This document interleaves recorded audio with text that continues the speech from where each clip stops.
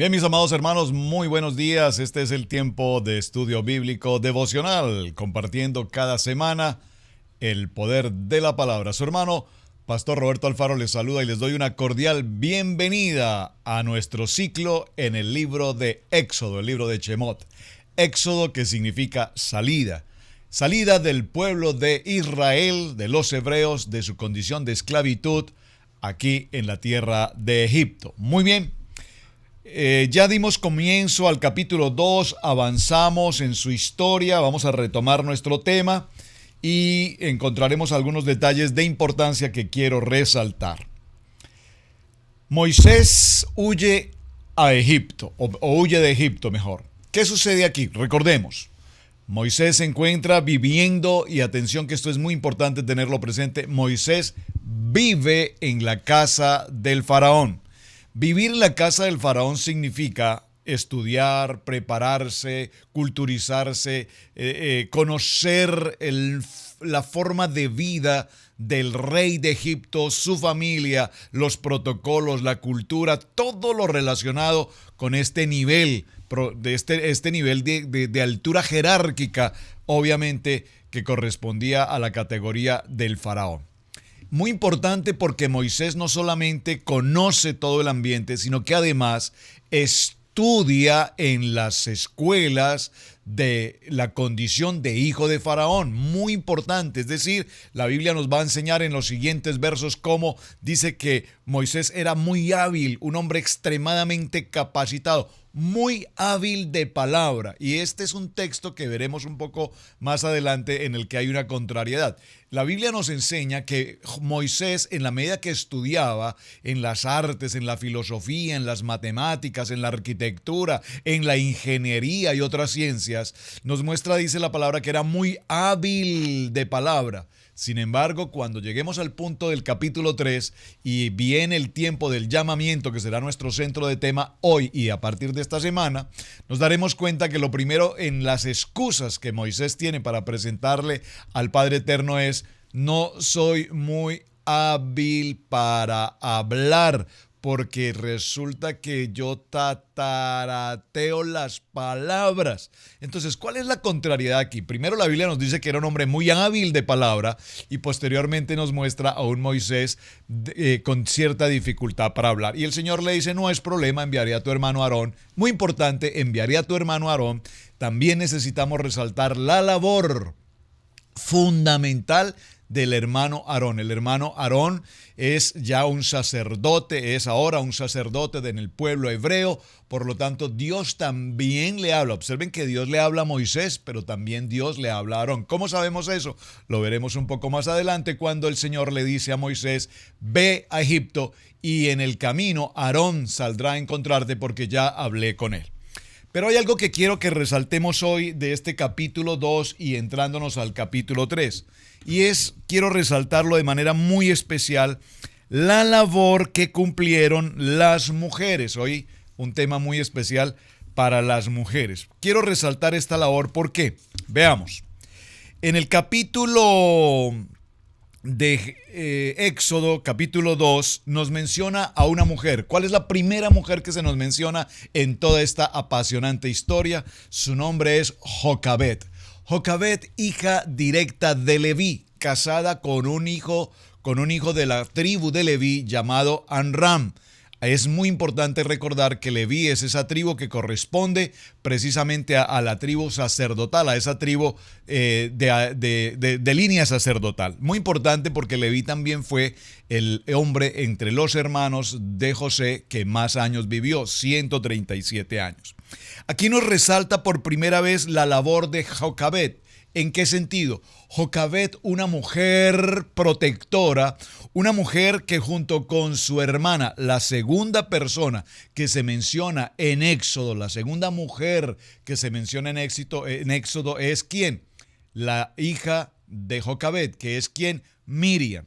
Esta segunda mujer, dice la palabra, es la persona que junto con Jocabed se encargan de tomar una canastilla, calafatearla, poner brea, es decir, impermearla, luego tomar al bebé, colocarlo en la cesta, colocar la cesta a su vez entre las cañizales del río Nilo, no a las corrientes del río Nilo, sino en las orillas del río Nilo, de tal manera que en este plan perfecto el arca, porque realmente está tipificando el arca tal cual como Noé fue utilizado para preparar un arca y tener salvación de la familia, la única familia que quedaría después del diluvio, Noé y sus hijos, su esposa y sus nueras. Ahora vemos aquí tipológicamente un arca también calafateada, también en brea, también impermeabilizada, que lleva ahora a un pequeño bebé que se llamará ahora Moisés, y que también va a cumplir una condición de ser Salvador. Estoy resaltando la labor de las mujeres. Jocabed, mamá. María, Miriam, hermana. Ahora, ¿qué sucede en esta historia? Lleva el arca, la corriente del agua, hasta justo el lugar donde se encuentra ahora ¿quién? Otra mujer, Betia, la hija del faraón. Quiero resaltar en la labor de Betia algo muy importante, que Betia dice que al ver al niño, vio el semblante de ese niño, ya lo habíamos visto anteriormente, un niño hermoso. Aquí, hermoso en cuanto a lo físico, más que hermoso, representa la bondad, la gracia, el favor de Dios. Había en este niño algo especial. Y esta mujer, la hija del faraón, hablemos que el faraón es un hombre malvado, es un hombre malintencionado. La orden del faraón es matar a todos los niños hebreos, se lleva a cabo un genocidio, y esto es muy importante porque en adelante nos daremos cuenta cómo Dios hace justicia a Faraón precisamente por causar la muerte a tantos niños hebreos. Ahora, vemos que en el corazón de esta mujer, hija del faraón, hay un corazón de bondad, y dice que ella, al ver el niño, dice que tuvo pasión, tuvo compasión por él, y empieza el proceso de adopción. Ahora, viene la historia en que el niño es llevado de regreso a la madre porque la niña, su hermana, le dice: yo conseguiré una nodriza para que lo amamante.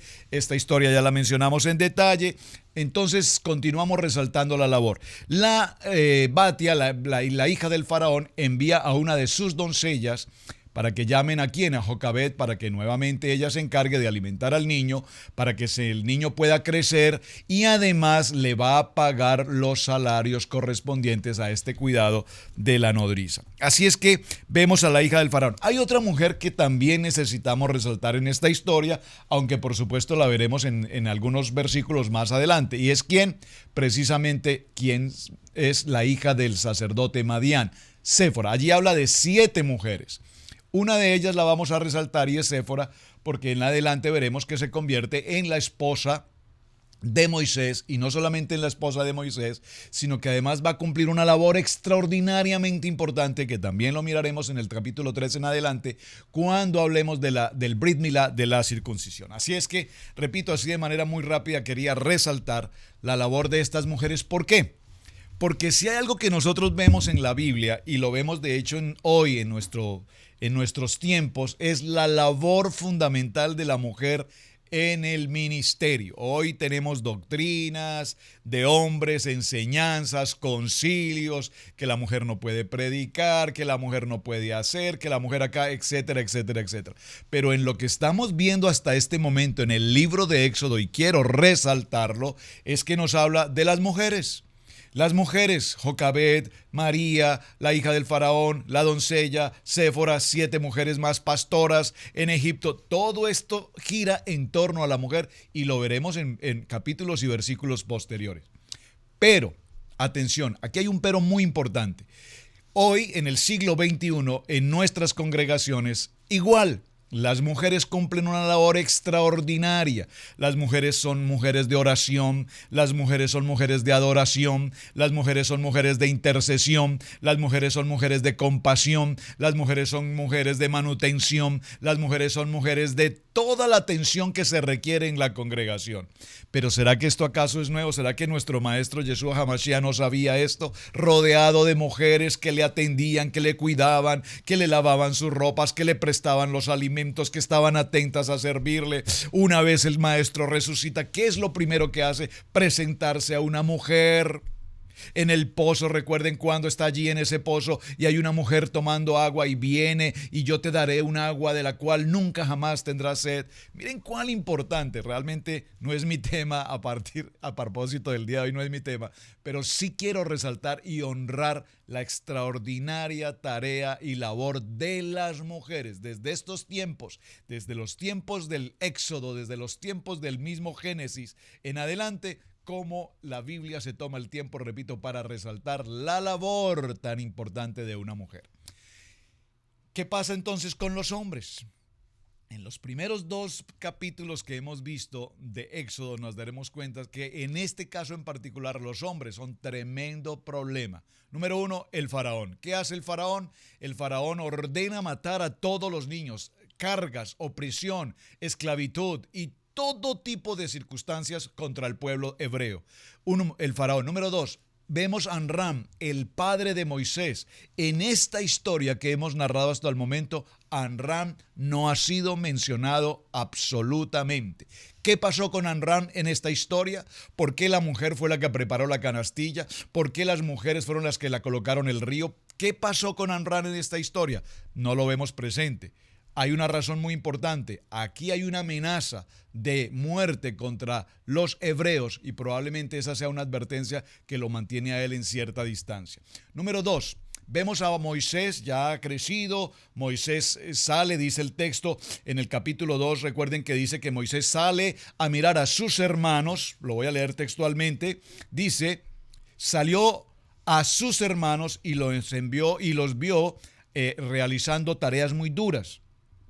Y observó a un egipcio, hombres, y observó a un egipcio que golpeaba a uno de los hebreos, sus hermanos. ¿Qué sucede en esta historia? Moisés enfrenta a este egipcio y le produce la muerte. Dice textualmente la palabra, dice, y lo mata. Lo oculta en la arena.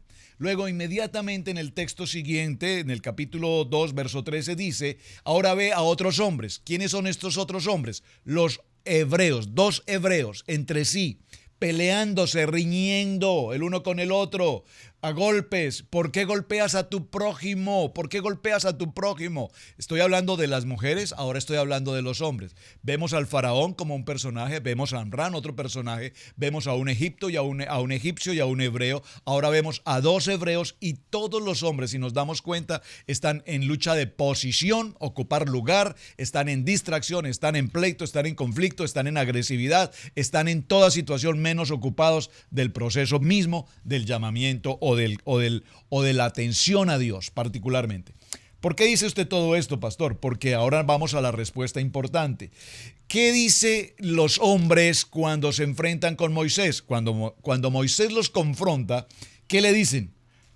Y le respondieron, ¿quién te ha puesto a ti por príncipe y juez de nosotros? Oh, qué pregunta, pastor, ¿quién le ha dicho a usted que usted me diga qué es lo que yo tengo que hacer? ¿Es que acaso usted cree que yo no sé qué es lo que tengo que hacer? No, pastor, yo sé lo que tengo que hacer. Yo hago lo que a mí me parece, como a mí me parece y cuando a mí me parece. ¿Será que es esto algo nuevo para nosotros? Por supuesto que no. Aquí vemos a los hermanos hebreos peleándose entre sí, número 1, y número 2, cuando son confrontados por su hermano hebreo, que no solamente es su hermano hebreo, sino que además es hijo adoptivo de Faraón, es decir, que tiene la categoría real. Ellos no tienen problema y lo confrontan, le dicen, ¿quién eres tú?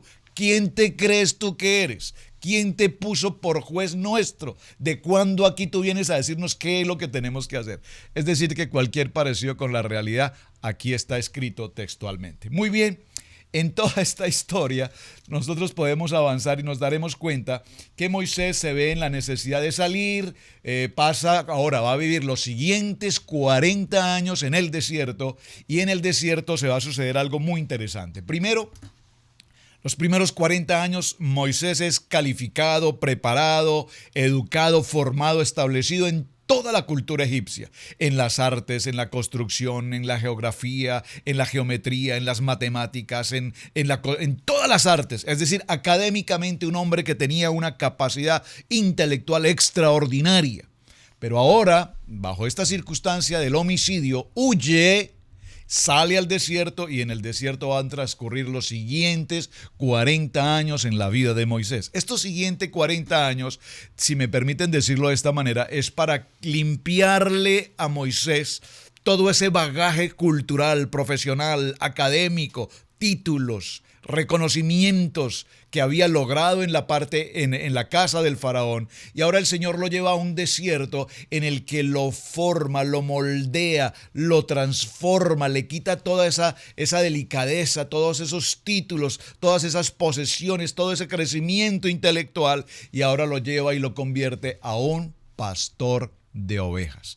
40 años, y dice el texto bíblico precisamente que ahora Moisés mora en la tierra de Madián, se casa con Séfora, la hija de Madián, y ahora se convierte en un pastor de ovejas. Y dice entonces la palabra que tienen a un hijo llamado Gersón, que significa la palabra ger, que significa extranjero, porque lo he concebido en el extranjero, y en este proceso nos daremos cuenta que el capítulo 3, apacentando Moisés las ovejas de Jetro, su suegro, sacerdote de Madián, llevó las ovejas a través del desierto hasta llegar a Horeb, el monte de Dios. Entonces, en el orden que estábamos mencionando, así como mencioné a las mujeres y su labor extraordinaria, también mencioné a los hombres y nos dimos cuenta que los hombres son un conflicto, los hombres son un problema. Es decir, permítame con todo respeto, mis amados, hacer claridad en lo siguiente. Mientras las mujeres tienen tiempo para orar, para interceder, para estar en la palabra, en el estudio bíblico, estudiar la palabra,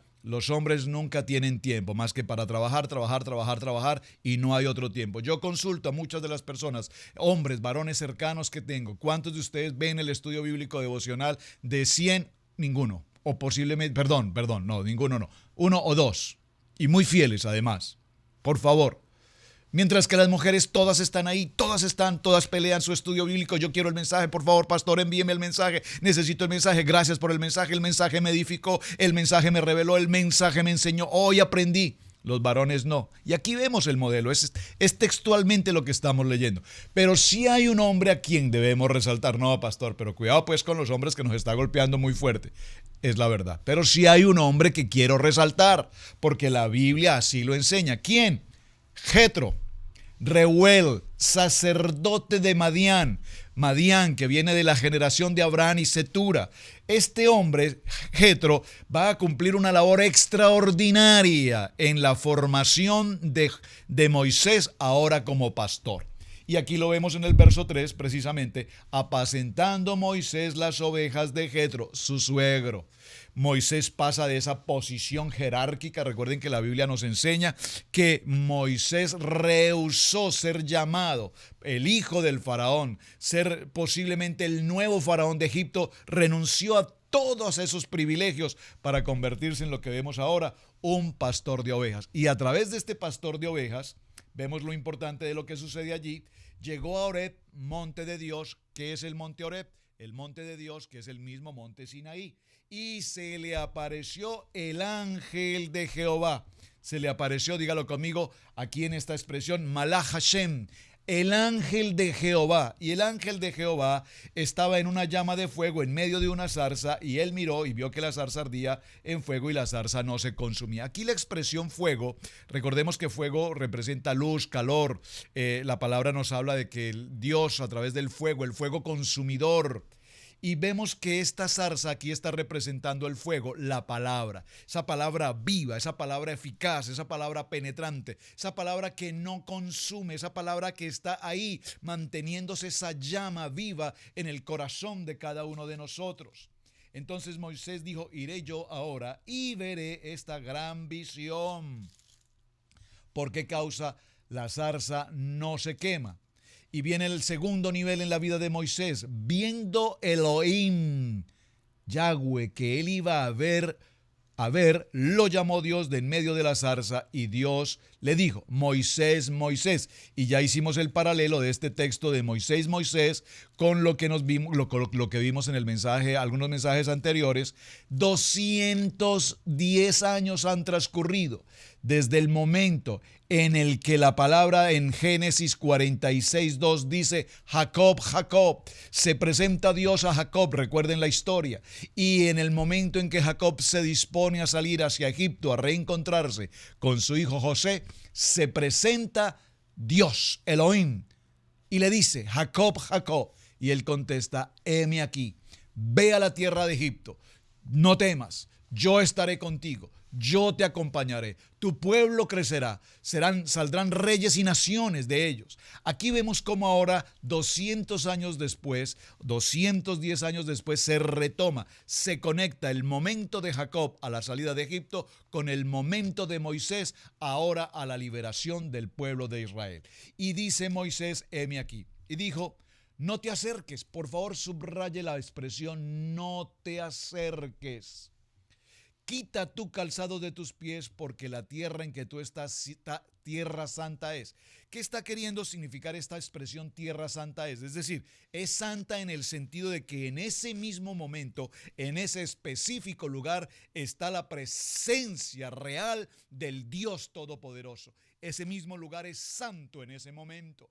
Quita tu calzado porque ahora no necesito que haya ningún intermedio entre ti y la presencia celestial para que puedas recibir esta palabra con absoluta totalidad e integridad. Y dice la palabra, no te acerques. ¿Por qué? Porque te puedes quemar.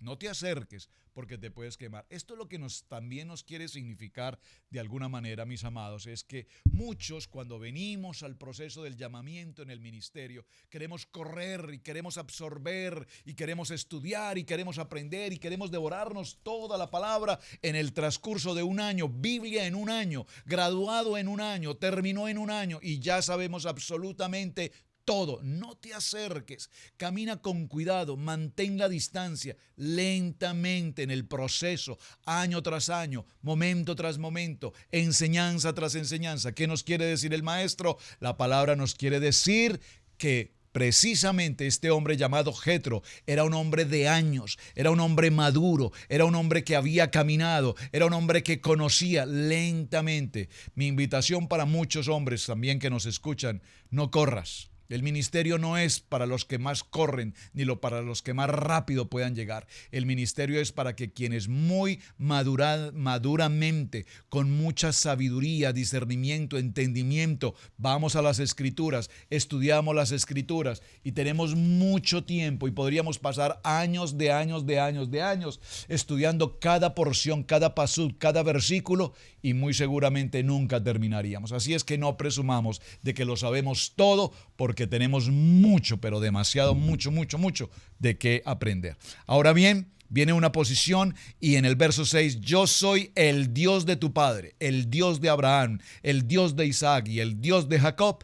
Entonces Moisés cubrió su rostro porque tuvo miedo de mirar a Hashem, al Dios Todopoderoso. Es decir, Moisés en una actitud de humildad reconoce que él no está en la capacidad de poder mirar la grandeza, la majestad del Dios Todopoderoso. Es decir, que Dios nos empieza a enseñar cuán importante es esa comunión que ahora Moisés tiene con el Padre. Dijo luego, Yahweh, bien he visto la aflicción de mi pueblo. Por favor, subraye aquí en este texto del verso 7, mi pueblo. Dios está llamando ahora a Israel mi pueblo. Y esto es tan importante porque en los siguientes versículos veremos cómo no solamente Dios habla ahora de mi pueblo, la nación de Israel, mi pueblo, dice Dios, sino que un poco más adelante lo llamará mi primogénito. Y cuando lleguemos a ese punto nos daremos cuenta de algo maravilloso. Voy a dejarlo como tarea, adelantándome un poco al texto al que vamos a llegar ya entre mañana y pasado mañana. ¿Por qué razón Dios llamó a Israel mi primogénito? ¿Qué significa que primero lo llama mi pueblo, pero un poco más adelante ahora lo llamará mi primogénito? Por favor, lea el texto donde vamos en el capítulo 3 y encontrará la respuesta. He oído el clamor de mi pueblo a causa de sus extractores, pues he conocido sus angustias y he decidido para liberarlos y he descendido para liberarlos de la mano de los egipcios, sacarlos de aquella tierra a una tierra buena y ancha, a tierra que fluye leche y miel, y a los lugares del cananeo, del eteo, del amorreo, del fereceo, del heveo y del jebuseo. El clamor pues de los hijos de Israel ha venido delante de mí, y también he visto opresión, la opresión con que los egipcios los oprimen. Ven por tanto ahora y te enviaré a Faraón para que saques de Egipto a mi pueblo, los hijos de Israel. Estoy en el verso 10, capítulo 2. Ven ahora, dice Dios a Moisés, y te enviaré a Faraón para que saques de Egipto a mi pueblo, los hijos de Israel. Entonces Moisés respondió a Dios: ¿quién soy yo para que vaya a Faraón y saque de Egipto a los hijos de Israel? Y él respondió: ve, porque yo estaré contigo, y esto te será por señal, por favor preste atención, de que yo te he enviado. 2 puntos. Cuando hayas sacado de Egipto al pueblo, serviréis a Dios sobre este monte. ¿Cuál monte? En el monte Horeb. ¿Cuál monte? En el monte Sinaí. Dijo Moisés a Dios: he aquí que llego yo a los hijos de Israel y les digo: el Dios de vuestros padres me ha enviado a vosotros. Si ellos me preguntaren: ¿cuál es su nombre?, ¿qué les responderé? Y respondió Dios a Moisés: yo soy el que soy. Y dijo: así dirás a los hijos de Israel: yo soy, el gran yo soy. Yo soy, me envió a vosotros. ¡Qué extraordinario! Yed Hei Bat Hei, el gran yo soy. Aquí está ese gran yo soy. Además, Dios dijo a Moisés: así dirás a los hijos de Israel: Yahweh, el Dios de vuestros padres, el Dios de Abraham, el Dios de Isaac y el Dios de Jacob, me ha enviado a vosotros.